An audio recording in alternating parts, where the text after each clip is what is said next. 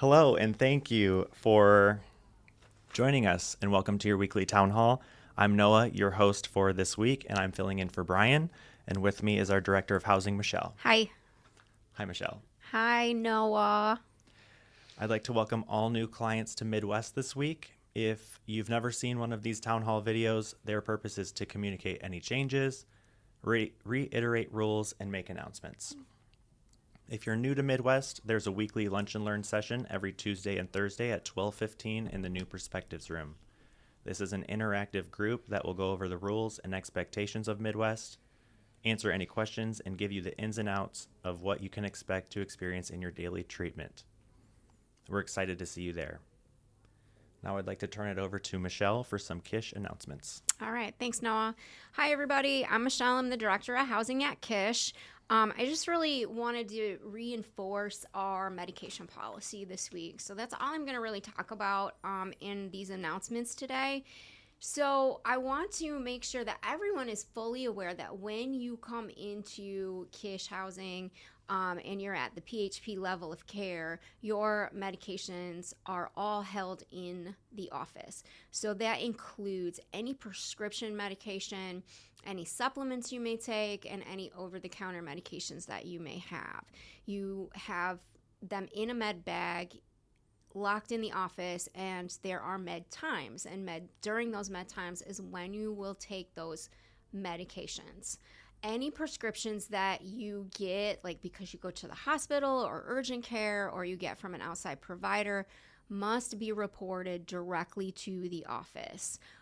We prefer that you have those medications, those prescription medications, delivered to our office by a pharmacy over choosing a pharmacy that doesn't deliver. Okay? Medication sharing. So here's a prohibition in our medication policy.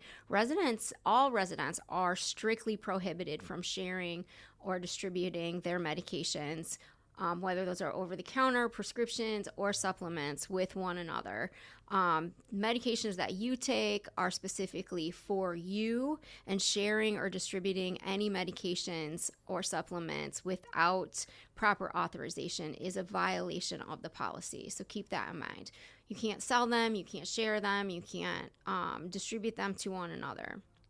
There are prohibited medications at Kish. Any opioid-based medications, any benzodiazepines, any supplements containing CBD, kratom, or any kratom derivative are prohibited. All of those things are prohibited, so please be conscious of what you're purchasing. Any THC products, any DMT products, human growth hormones, illicit steroids, or other medications that are outlined in our prohibited medication list. If you have questions about what medications are prohibited, please see Kish staff and they can provide you with that full list. But all of those things are strictly prohibited from use at Kish. Medication accountability. Residents are responsible for taking their medications as they're prescribed. So whether you're taking them in the med room because you're at the PHP level of care, or you've been given your meds to hold in your unit at the IOP level of care, you are required to take your medications as they've been prescribed, as the bottle reads, and to record them as such if you're in the IOP level of care on your MAR sheet that we give you in the office. If you have questions about that, please come ask staff. PHP level of care, taking medications in the office at the posted times. If you need medications sent to the center, or you need to take medications with you because you work, or you need to take medications with you on an overnight pass, those medications need to be requested from the office during regular medication times. So if you have a noon med that you like to take at the center, please let staff know while you're taking your morning meds so that that can be packaged up and placed in the med box to be sent to the center for you to take at noon. Any incidents of misuse, theft, or loss should be reported immediately to myself or to the housing manager. We will do an investigation and try to figure out what happened to them, where they might be, how to resolve the situation. Missing medications may be considered a recurrence of use and could be dealt with according to the living agreement regarding relapses. Failure to comply with our medication policy may result in disciplinary action, as outlined in our handbook. It's important that we treat our medications with the respect that they deserve. They've been prescribed to us for a reason, and so taking the medication as it's prescribed and not misusing it is important to our overall well-being and the path to our continued recovery. So I really want to reiterate that this week. It seems that we've had some issues with some medication misuses or some medication seems we've had some issues with some medication misuse lately, and I want to get ahead of that before it becomes an ongoing problem. So if you have questions about the medication policy, please see us in the office. And really, that's the only update I have for you this week. So I hope everybody has a safe and sober week. Thank you so much, Michelle. A few announcements from the center side. This is a friendly reminder that phone use and headphones, earbuds, they're prohibited in group. You cannot receive the message if your ears are closed or if your attention is on the phone. Again, please keep the volume down in the Great Hall.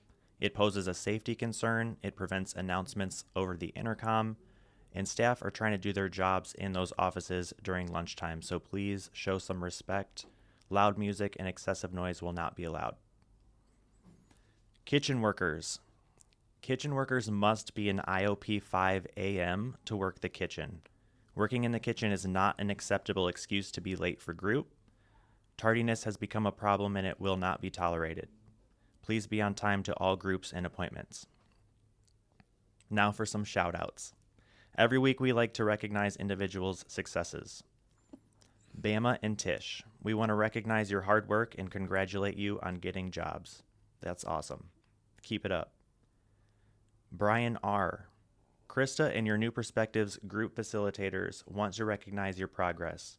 Krista said, he has come so far, always fully engaged in every aspect of the group and always on time.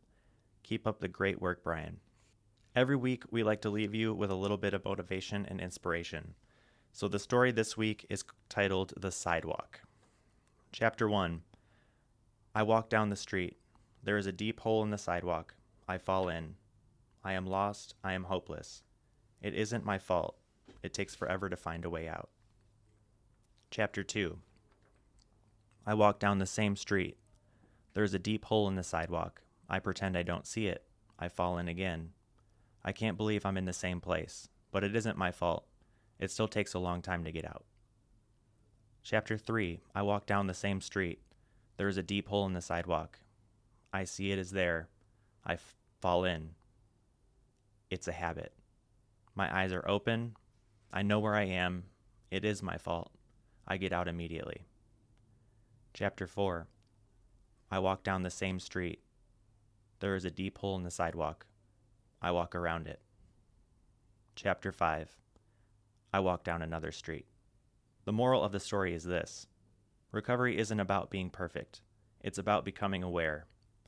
At first, we all fall into the same old patterns and convince ourselves that it's not our fault. Then we start to see the hole, recognize the habit, and finally learn to step around it. True growth happens when we stop walking down the same street altogether and choose a new path. In recovery, that means acknowledging our patterns, taking responsibility, reaching for support, and eventually building a life where those old traps simply aren't part of our journey anymore. As always, have a great, safe, happy, and sober week. I will miss you all.